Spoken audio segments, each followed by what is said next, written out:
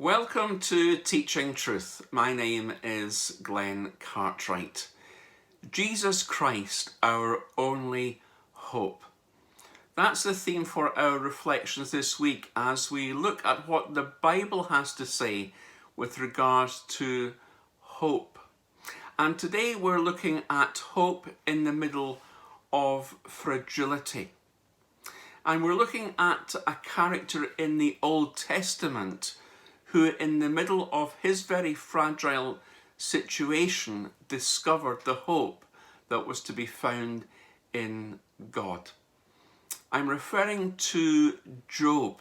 And if you have your Bibles with you, I invite you to turn, if you will, to Job chapter 2 verse 7, which we will read together in just a moment.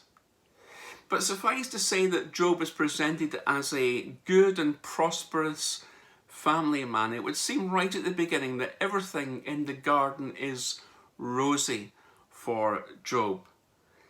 But then all of a sudden he's beset by Satan with God's permission, with horrendous and horrific disasters that take away all that he holds dear, his children, his health, and his property. Job struggles to understand his situation. His hope begins to wane, and he begins a search for the answers to his difficulties. And though, like every good story, Job's story has a happy ending, it's his angst and his sheer unending misery that dominates and is prevalent throughout his book. From the beginning, the mood is one of despair and gloom. And after a series of calamities strikes him and his household, we meet Job sitting on a heap of ashes, scraping his sores from the broken shard of a pot. Let's read what Job is doing. Job 2 verse 7. So Satan went out from the presence of the Lord and struck Job with loathsome sores from the sole of his foot to the crown of his head. And he took a piece of broken pottery with which to scrape himself while he sat in the ashes. Then his wife said to him, "Do you still hold fast your integrity? Curse God and die." Job is in a place of giving up. Job is in a place of despair. Job is sitting there literally licking his wounds. He's in a place of self-harm, of just wanting to die and be out of it. He's depressed. He's not in a good way at all. Now let me just pause there and say this. Maybe today you can identify with Job. Maybe you're sitting there in that place of giving up, of despair, perhaps even of self-harm, perhaps even just wanting to die and be out of it. Perhaps you're experiencing depression and you're maybe not in a good way at all. Maybe you can identify with Job. And if necessary, please seek pastoral or professional help. It's okay not to be okay. But remember, there is hope in God.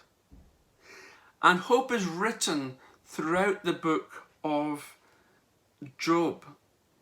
Yachal is one of the main Hebrew words for hope. It appears 8 times in the book of Job.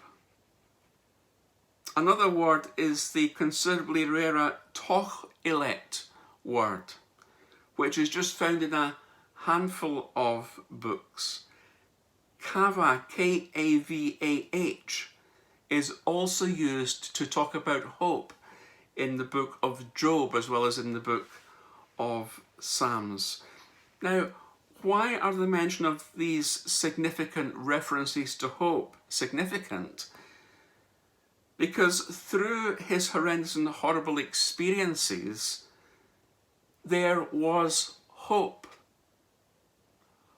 Hope was present within the book of Job, even though within his life, Job may have felt that hope was a million miles away.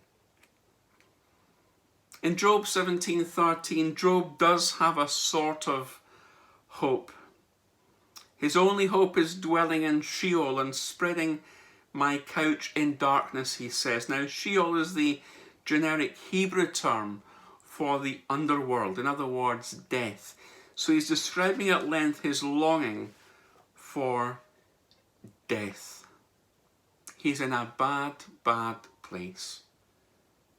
But even Job realizes that death without God provides no hope. And we simply need to read through the book of Job to appreciate his experiences, what he went through. And yet how God finally appeared to Job in Job 38 verse 1 was a most fitting manner in which to convey the message of hope. The New American Bible calls it a storm, and the idea of a storm cloud. And it's interesting because in Job chapter 3 verse 5, near the beginning of his book, he had called upon a cloud to overshadow his birthday. And here, 35 chapters later, is a cloud, giving him, as it were, the chance for a second birthday with meaning and purpose. Far from spelling his doom, it signalled a new birth, because God was in that cloud in Job chapter 38 verse 1. Let's read that together, shall we? The Lord answered Job out of the whirlwind. The Lord answered Job out of the whirlwind. The Lord listened. The Lord answered. The cloud, the whirlwind, did not spell his doom any longer. It signalled a new opportunity. Every cloud has a silver lining. And in the midst of your depression, of your despair, of your disappointment, of the fragility of your life, there is hope. And Job knew the reality of what he said, that when he has tried me, I shall come forth as gold. Life at times may be fragile. You at times may feel fragile. But keep your hope fixed on Jesus Christ, your only hope. For like Job, when you think it's all over, guess what? With God, it's only just beginning.